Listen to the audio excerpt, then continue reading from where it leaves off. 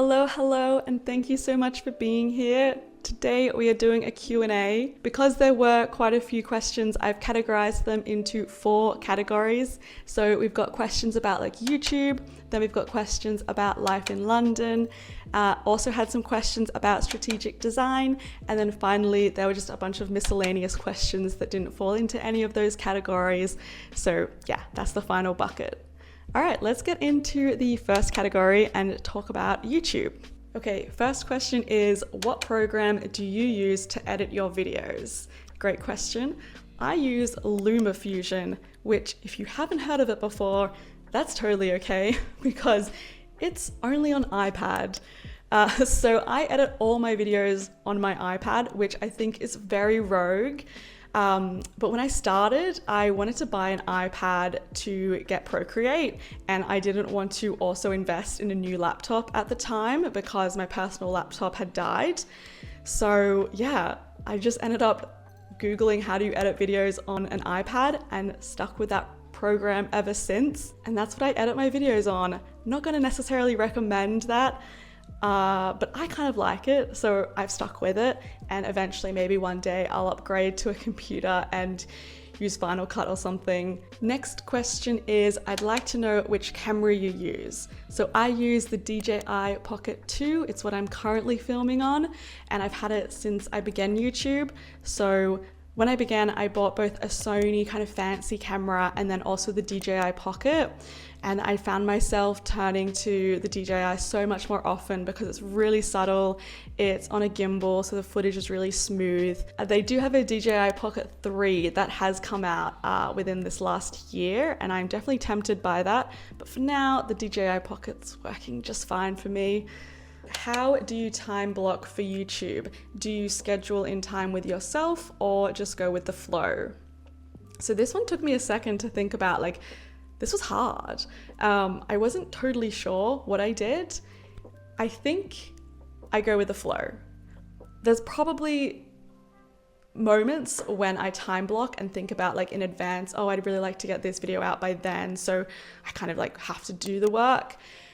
But ultimately, YouTube isn't paying my bills. It is something that I want to make sure I'm enjoying and motivated to do. So I tend to just kind of get these bursts to dive into YouTube, edit a video for 8 hours, or just quickly edit for half an hour in between things. So I find the time, I guess I find the pockets of time throughout my days, but equally I can go weeks and not be vibing YouTube at all and not film, not edit, and just take a break. And luckily, because it's not paying my bills, I can do that. I think it might be a bit more different if you had to have a really regular schedule. So yeah, definitely for me, I go with the flow.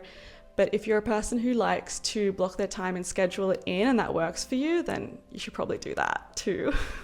Final question on YouTube is, do you simply post to YouTube or do you share them elsewhere to promote your videos? I post only on YouTube. When I first began, I posted a few on Facebook so that friends and family could choose to opt in and watch the videos if they wanted to keep up with my life. And I also posted one on LinkedIn, which I think was okay, but I didn't want to continue just sharing the videos on LinkedIn, and they weren't all relevant to LinkedIn either. Okay, now let's jump into questions about life in London. The first question is, why did you want to move to England/London? So I did answer this question or a similar question in my first Q&A. So if you want the whole spiel, you can check it out there. But for anyone who's new to the channel, I'll give a quick recap. There's 3 reasons why I moved here. The first is that I have a British passport, so it's very easy for me to move here. The second is that my mum was born here and that whole side of our family are from England. So I kind of wanted to come and be in the place where my grandparents once lived. And then finally, I work in the creative industries, and I guess there's a bit of a myth, or maybe it's truth, that working abroad in big cities like London or New York are really good for your career, that there's really exciting work opportunities. So I came to check it out. Would you move to London by yourself? Great question. I've met a lot of people here who have, It's a very expat friendly city. There's a lot of people either moved over with one friend or by themselves and looking for other people to hang out with. So I think it's very possible to move over here and find a community. Whether or not I would have, I think I was definitely always going to move to London.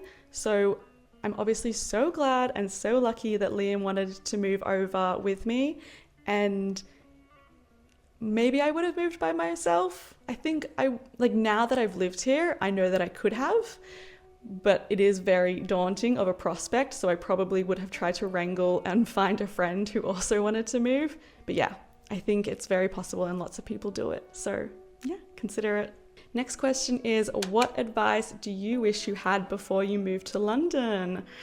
Great question. Okay, so advice is a bit hard because it's not like a one size fits all, but I can speak to, I guess, 3 bits of advice that really helped me when I moved here. The first comes from my friend who had moved here 5 years prior to us, and she would always remind us when we moved that it can take, at least 6 months, if not actually a year, to feel comfortable and find your feet. So whenever I guess I was feeling overwhelmed, I would just remember, you've got a year to figure it out. You don't have to have your shit together.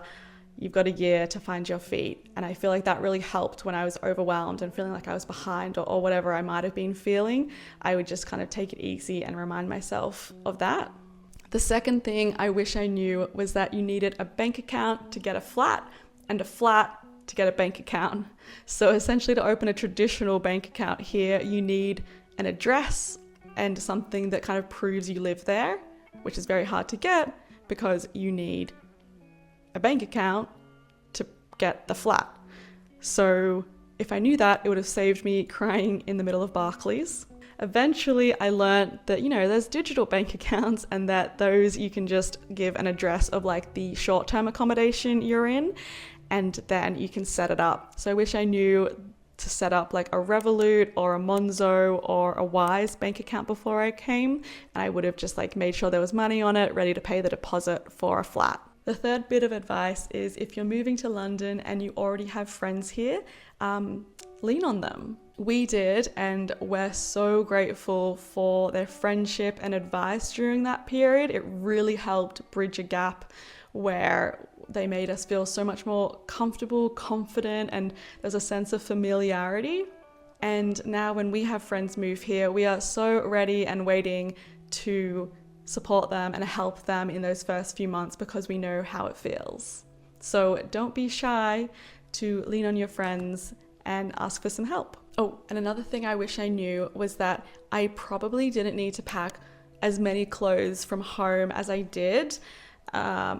Mostly because, the Australian climate is so different to the British climate, but also like my style changed. I had access to whole new brands over here. I kind of enjoyed creating a new wardrobe when I moved.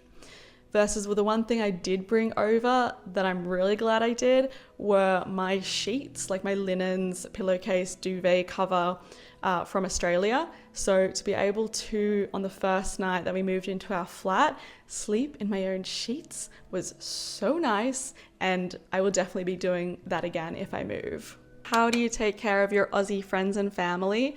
And I think my answer is not well enough. Like, I do FaceTimes and I send gifts for, special occasions. I obviously go home as well to spend time with them, but that's about it. If you have better ideas, please let me know. Do you see yourself staying in London permanently? Are you settled here full time, or do you plan to live anywhere else? So while we are settled here and I really like living in London for now and maybe for a little bit longer, I ultimately see in the future that Sydney or Australia is my home. It's where my Sydney is.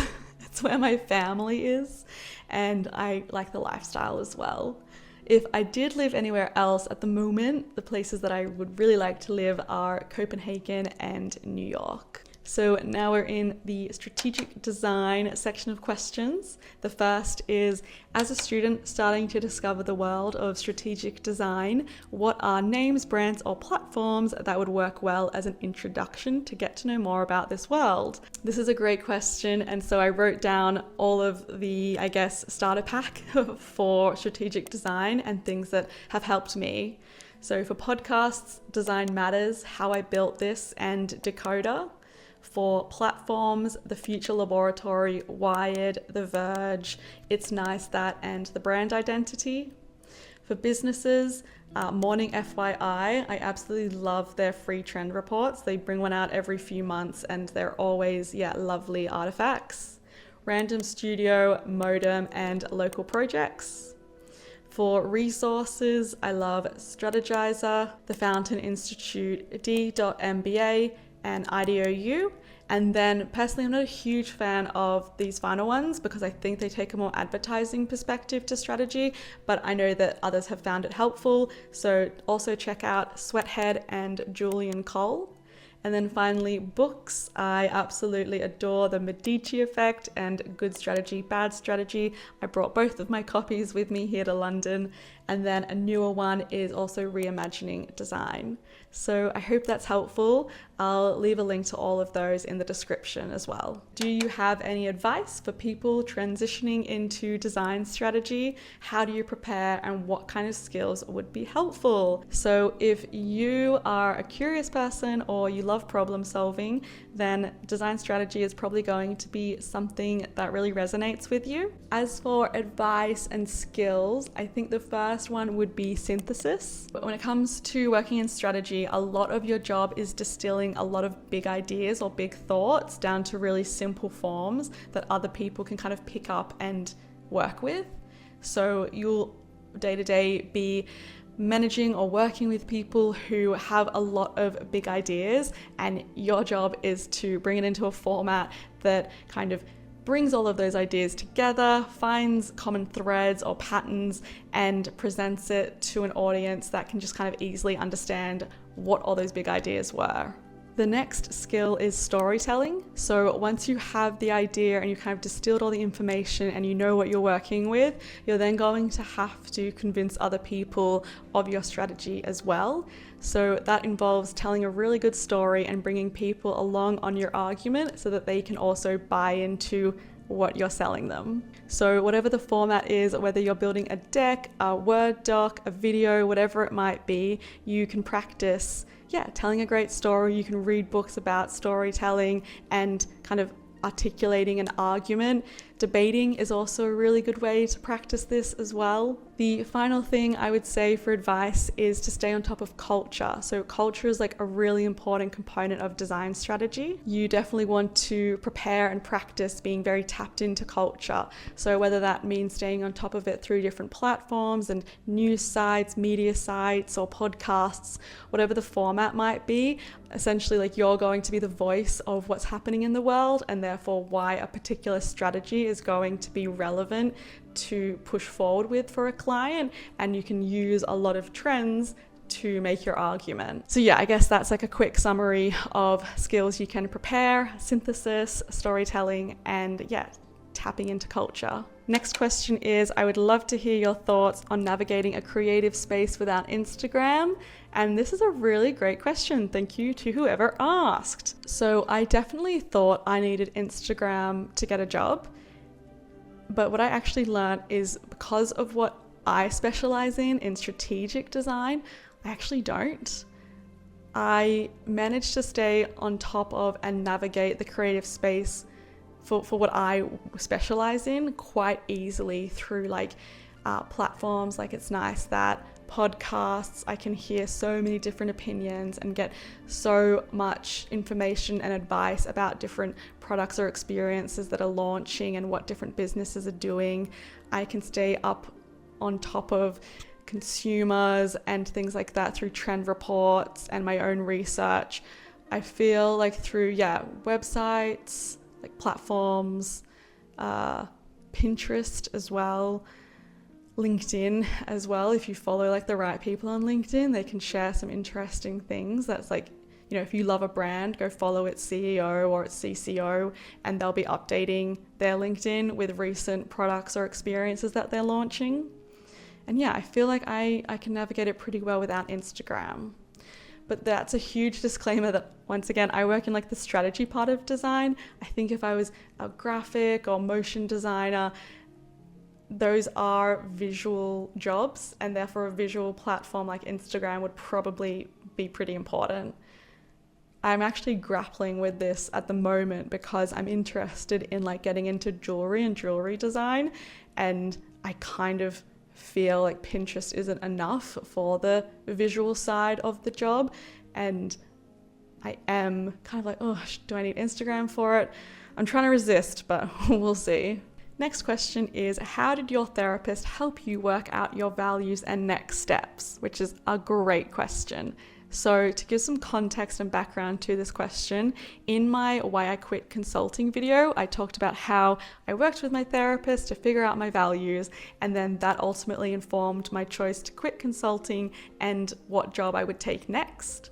So yes, you can do this with your therapist, and how I did it with my therapist is that we spent quite a few sessions just talking through my values. So obviously I had someone to talk that through with, but it was also guided by a worksheet where you had all these different categories like family, career, spirituality, whatever it might be, and you would talk about like what your values were per the category, and we would also kind of rate how important each of those categories were. Like if you find family much more important than career, then therefore those family values are more important, and vice versa. So yeah, that's how I did it. You could probably ask your therapist to take you through a values exercise. I'm sure it's a standard CBT practice. If you don't have a therapist though, I think there are quite a few ways you could do it at home by yourself. I'll obviously caveat that without having, I guess, that third party, that therapist to talk your values through, I guess I found it really helpful to have someone keep me accountable. And like maybe I was talking about a value, but then when we looked at my actions, that value was more just, thin air than it was actually a value. So keep that in mind.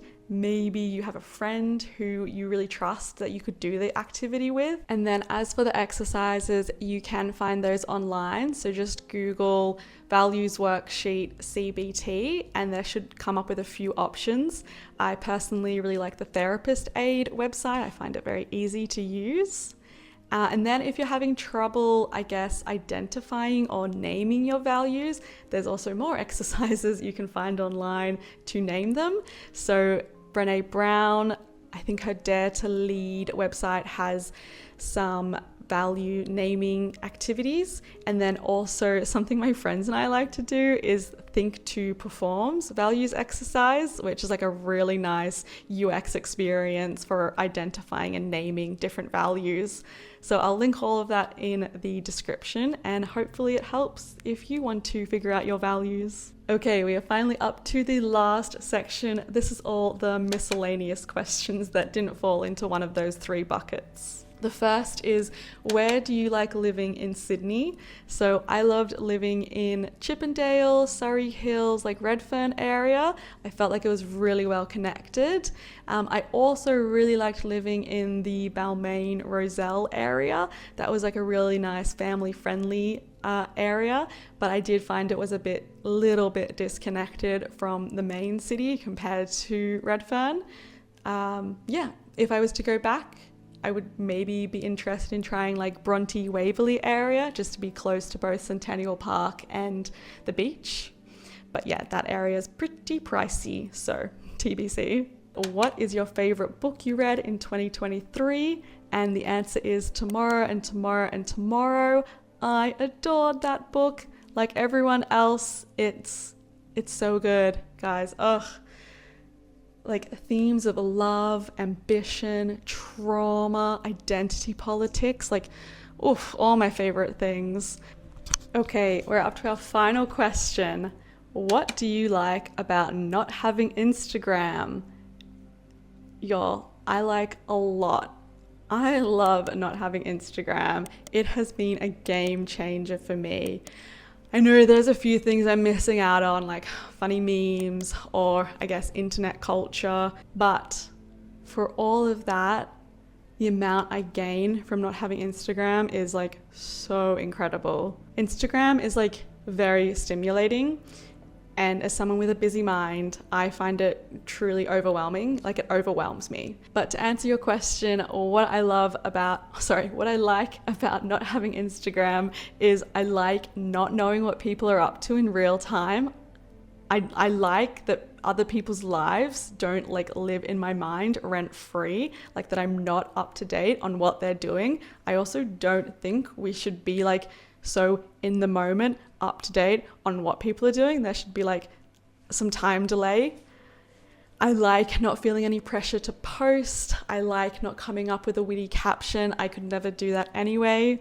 I like that Instagram doesn't live rent-free in my mind, whether I should be on it, whether I should check it out, whether I should get off it, whether I should quit it. I just don't think about it, which is beautiful. I like not having to come up with the perfect picture and like find the perfect picture, edit it, post it. I obviously feel that pressure a little bit with YouTube, so I'm glad I don't have it on Instagram as well. So yeah, there's quite a few things I like about not having Instagram, and for me and my busy mind, it's really nice to not have it. Okay, so that is the end of the Q&A. Thank you so much to everyone who submitted a question. I really appreciate it, and I thought they were so thoughtful. Thank you if you're still watching through to the end now. I hope you have a lovely day or evening wherever you are, and I'll see you next time. Bye.